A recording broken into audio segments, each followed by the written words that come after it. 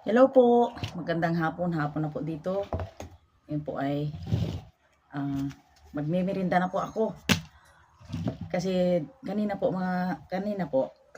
sa pagdaan dito ni Jen. Dahil pumunta siya kanina sa Borlacao. Inintindi niya po yung kanyang motor na ano sa police station. Kanyang pinag-uusapan kung pwedeng kunin na. Ayun, pag-uwi niya. Ayun, na binigyan niya ako ng tasty bread. Ito po. Yan. Nirinda ko daw. Kaya ngayon magkape po ako. Yan. Dahil yung kanyang motor po ay hanggang ngayon po ay hindi pa nakuha doon sa pulis. Nag-ano po siya, nagpunta sa bayan, bumili po ng mga kailangan kay Ambit, yung mga gamot, yung mga puna sa kanyang mga sugat, mga kailangan. At saka yung kanyang nagbili siya po ng bigas. Kasi priority talaga sa amin dito ang bigas. Kaya yan po mga binili. At ngayon po ay tuwa din ako mga minamahal na aking mga kapwa nanay na binigyan niya ako ng pinapay. Yan. Kaya ito, magamirinda po ako bago magtrabaho sa ibang trabahoin. Dahil maganda yung may laman ang tiyan bago ka magtrabaho. Yan. Dito po ako ulit sa aking kape na suki. Na galing po ito kay Naimia. Yan. Lagyan natin ng kaunting sugar.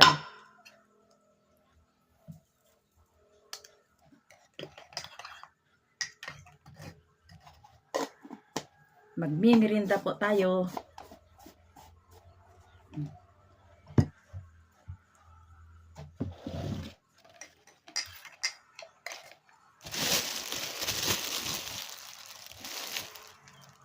Yan po. Tungkol po pala sa update kay Brother Ambit ay may pagbabago na yung kanyang kalagayan dyan sa kanila. Pero sa totoo po ay hanggang siya po na aksidente po ay hindi po ako pumunta doon dahil sa totoo lang ay sumasama yung sikmura ko at saka hindi ko ma-feel kung ako'y maawa sa kanya dahil ayaw ko yung ako dahil dito po ay nagaano po ang sikmura pag ako'y nakakita ng yung mga ganyang mga pangyayari. Kaya iniwasan ko po na ako ay magkaroon ng hindi magandang pakiramdam. Kaya hanggang ngayon, puro lang po ako balita kung ano na ang kalagayan ni Ambit. Kaya yun po daw. May pagbabago daw yung kanyang kanyang kalagayan. Yun po. Palaman ko sa tinapay na tasty ay Star Margarine. Yan. Ito po.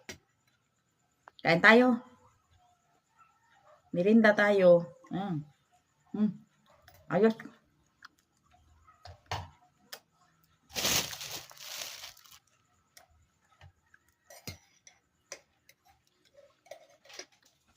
Pastek, be. Kain tayo, Noy. Merinda. Sige lang po. Sige lang. Merinda. Sige lang. Masahan ko ang init. Pastek. Oh. Kain tayo. Kapi. Sige, salamat. Thank you. Okay, sara-sara na lang. Kasi mainit. Ang ng araw kasi lusutan po yung aking bahay dito dahil gawa po ng puro steel matting. Kaya yun po ang init. Mainit dito sa loob.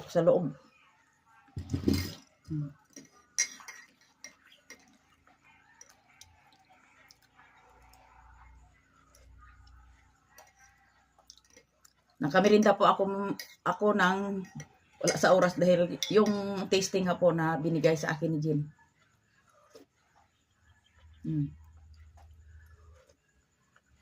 Kaya salamat po sa inyong panalangin kay Ambit na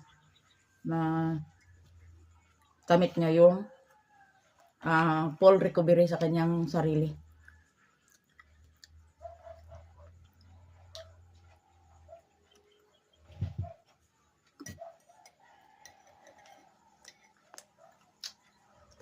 Mm.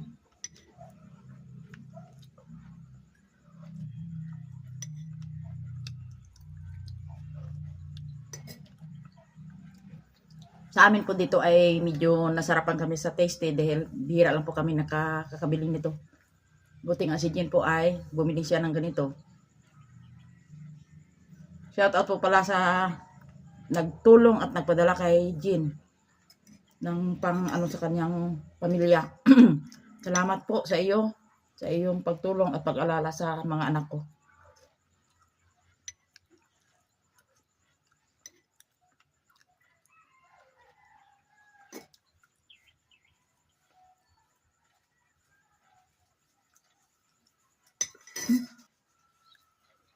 Init talaga. Mainit talaga dito sa amin.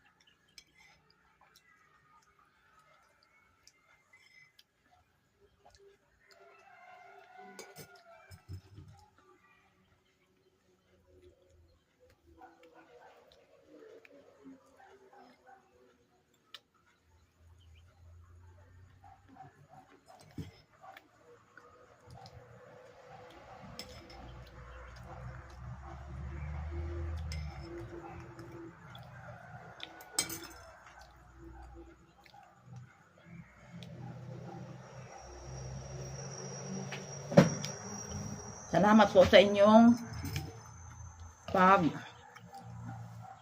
pagsubaybay sa aking channel.